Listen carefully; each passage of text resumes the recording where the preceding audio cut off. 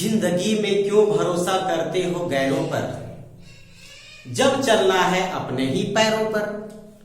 मैं अजय कुमार पटेल आप सभी को आपका अपना YouTube channel study with Ajay Patel sir में स्वागत करता हूं।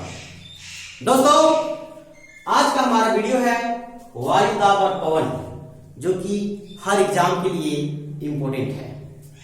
फ्रेंड्स, सबसे पहले हम लोग देखते हैं वायु दाब क्या है।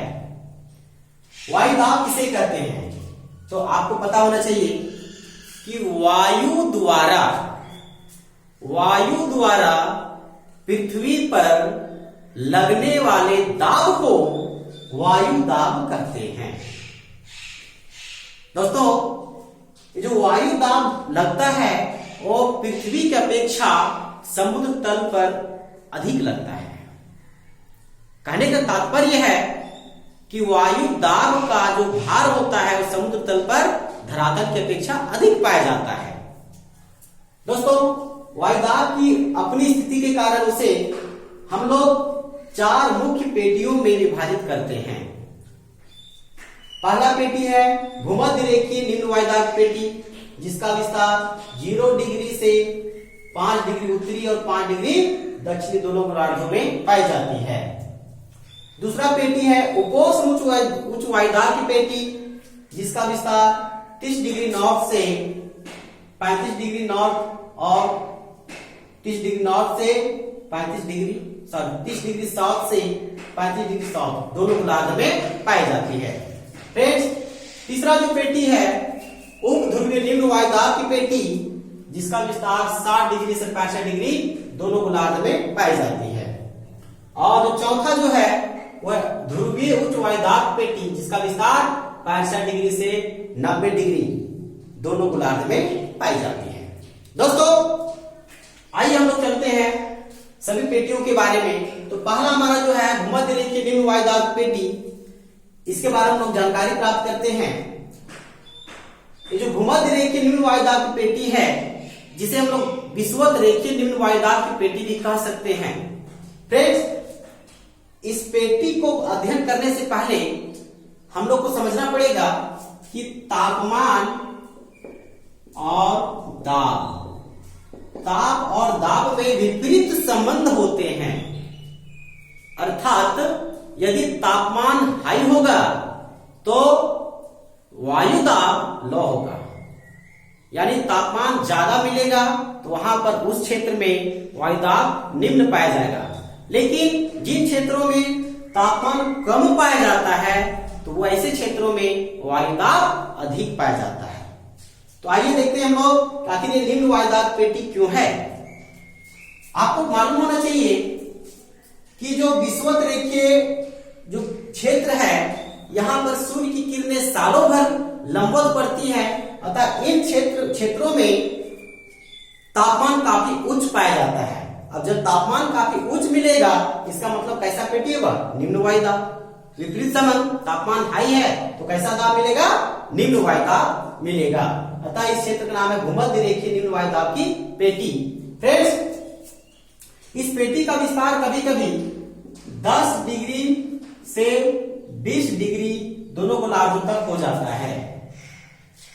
दोस्तों, इस पेटी को हम लोग शांत पेटी या डोलड्रम के नाम से भी जानते हैं, क्योंकि इस पेटी के अंतर्गत जो भूमध्य रेखीय निम्न वायु दाब पेटी, यहां पर वातावरण हमेशा शांत पाया जाता है, पवन नहीं के बराबर चलती है, इसलिए इस पेटी को डोलड्रम या शांत पेटी कहते हैं।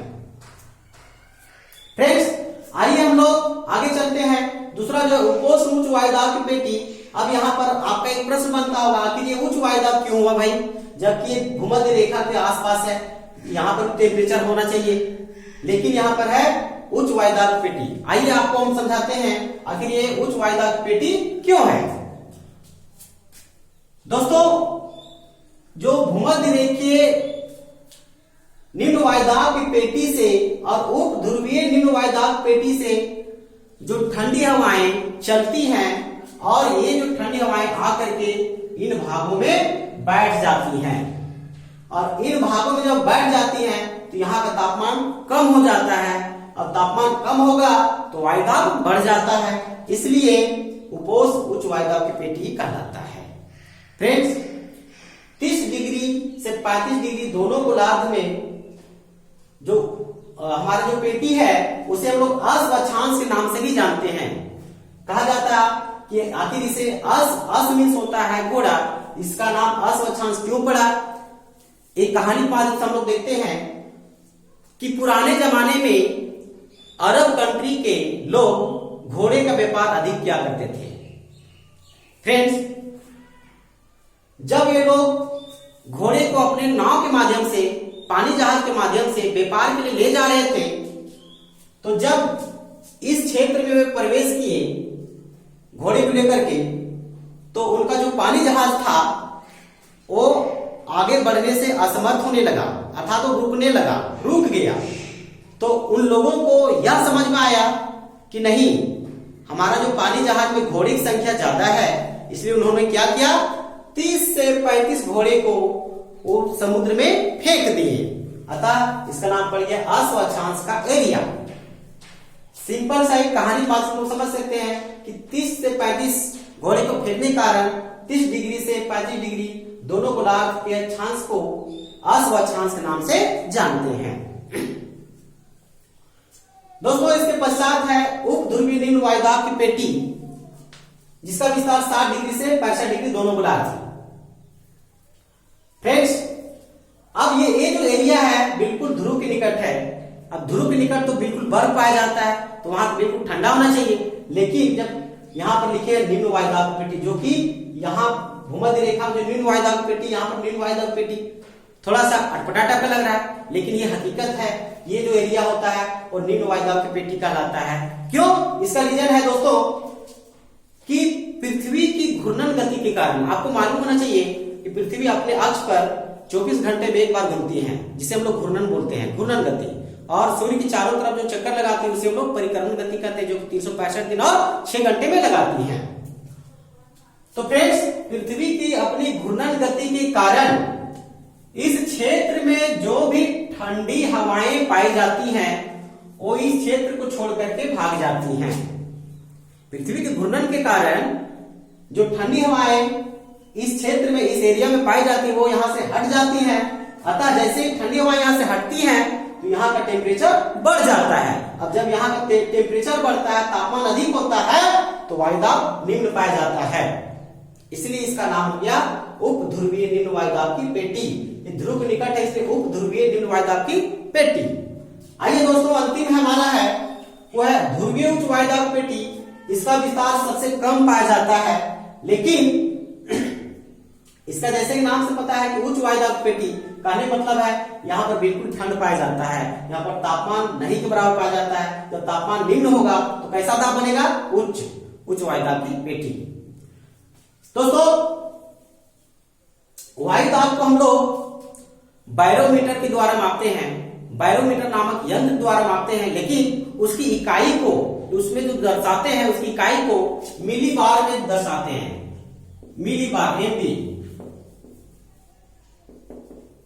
मिलीबार द्वारा से दर्शाया जाता है।